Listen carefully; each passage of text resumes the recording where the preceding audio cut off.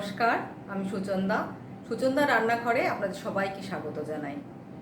আজকে আমি এমন একটা জিনিস তৈরি করতে চলেছি, সেটা হয়তো আপনারা সবাই খেয়েছেন। সেটা হচ্ছে মোচার ঘন্ট, আমাদের বাঙালির সাবেকিয়ানা সেই মোচার ঘন্ট। চলুন দেখি কি কি উপকরণ লাগছে। আমি মোচাটাকে কেটে নিয়ে সিদ্ধ করে আমি অল্প স্ম্যাশ করে রেখেছি কুকিং প্রসেসটাকে তাড়াতাড়ি করবার জন্য। মোচাটাকে আমি এইভাবে করে রেখেছি। তার সাথে নিয়েছি ছোলা সেদ্ধ, হালকা নুন জলে এটাকে সেদ্ধ করে নিয়েছি। সাথে নারকেল কোড়া, সাথে আলু ছোট ছোট টুকরো করে নিয়েছি, আদা বাটা, কাঁচা লঙ্কা। ফোড়নের জন্য নিয়েছি শুকনো লঙ্কা, তেজপাতা, সাদা জিরে, গোটা গরম মশলা একটু থেতো করে রেখেছি। আর সাথে লাগছে জিরা গুঁড়ো, ধনে গুঁড়ো, হলুদ গুঁড়ো, নুন, চিনি, অল্প ঘিয়ের ব্যবহার করব। নিরামিষ রান্না ঘি ছাড়া এটা হবে না। সর্ষের তেল, সাদা তেল না, সর্ষের তেল। পুরো রান্নাটাই সর্ষের তেলে হবে। এবার চলুন শুরু করি রান্নাটা।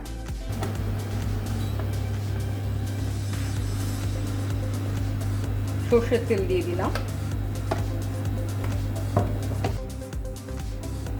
আচ্ছা, তেল গরম হয়ে গেছে। আমি এর মধ্যে এক এক করে শুকনো লঙ্কা একটু ফাটিয়ে দিয়ে দেবো। না তো আপনারা জানেন তেলের মধ্যে শুকনো লঙ্কা পড়লে পরে একটুখানি ফাটতে পারে। শুকনো লঙ্কা দিয়ে দিলাম, তেজপাতা দিয়ে দিলাম, সাদা জিরে এবং গোটা গরম মশলা। কেটে রাখা আলু,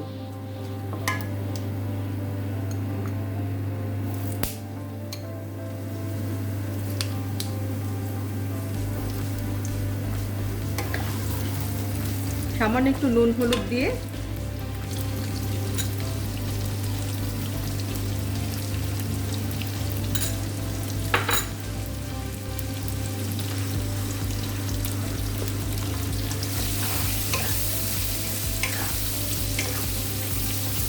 ফ্লেমটাকে এবার মিডিয়াম করে আমি ঢেকে দিলাম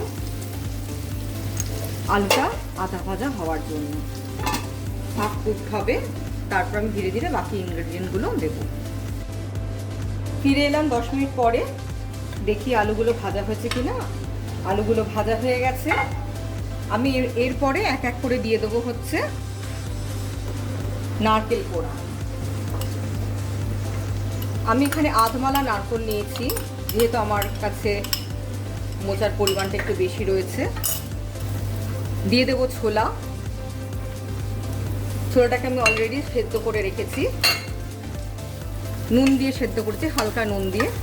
এবার এটাকে ভালো করে আমি ভেজে নেব। 2 মিনিট আমি এটাকে ভেজে নেব। ভেজে নিয়ে আমি একটা একটা করে মশলা মেশাবো। এই সময়টাতে আমি ফ্লেমটাকে আমি ফুল ভলিউমে রেখেছি। আচ্ছা, 2 মিনিট বাদে ফিরে এসেছি। আমার নারকেলটা ছোলার সাথে এবং আলুর সাথে ভাজা ভাজা হয়ে গেছে। এবার আমি এক এক করে মশলা দেব। প্রথমে দেব হলুদ গুঁড়ো, দেব জিরে গুঁড়ো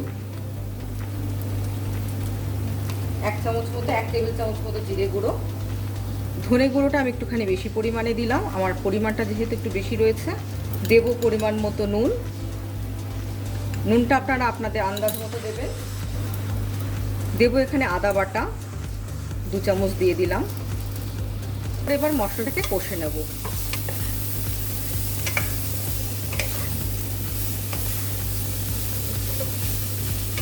এক মিনিট মতো মশলাটাকে আমি কষে নেব। আচ্ছা, 1 মিনিট ভাজা হয়ে গেছে। এবার আমি ধীরে ধীরে মোচাটাকে আমি দিয়ে দেবো এর মধ্যে।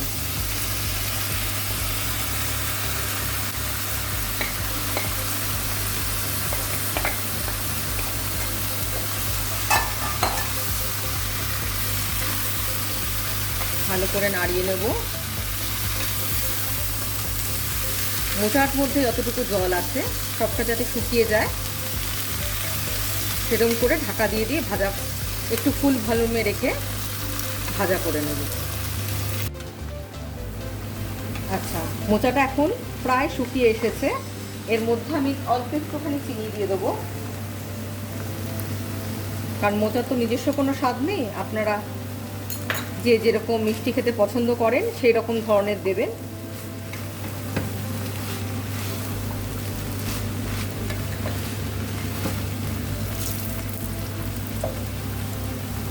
আচ্ছা, এর মধ্যে আমি একটু অ্যাড করব ঘি।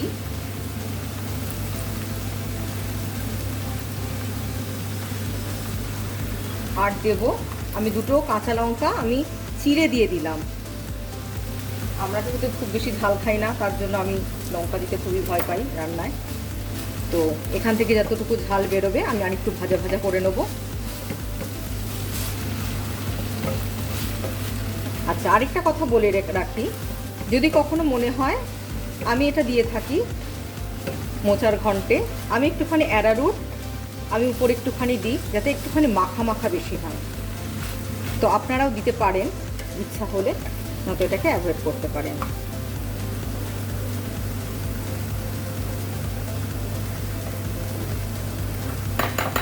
অ্যারারুট বা কর্নফ্লাওয়ার কিংবা যদি ময়দা 1 চামচ যদি আপনি ছড়িয়ে দেন, এটা খুবই ভালো সুন্দর মাখা মাখা হবে। আমি কর্নফ্লাওয়ার নিয়েছি, আমি 1 চামচ, জাস্ট 1 চামচ, কোনো জলে গুলবো না, নিয়ে আমি ছড়িয়ে দেবো।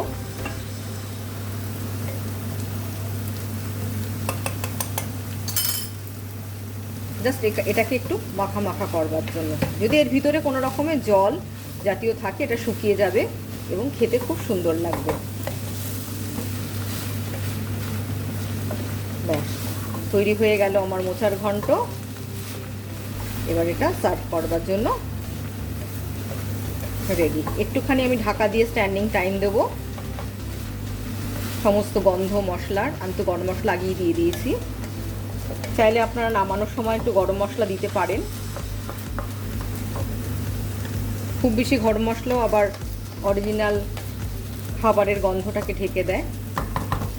জাস্ট এটাকে আমি সিম করে 2 মিনিট আমি স্ট্যান্ডিং টাইমে রাখবো। আচ্ছা, স্ট্যান্ডিং টাইমে আমি রেখেছিলাম। মোচাটা পুরোপুরি রেডি। এখন মোচাটাকে আমি সার্ভ করে দেবো।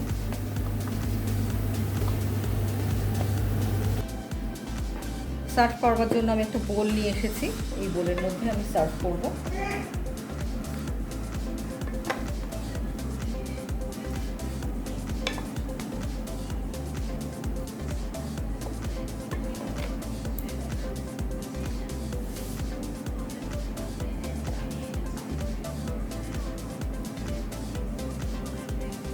ব্যাস, আমার মোচার ঘন্ট তৈরি।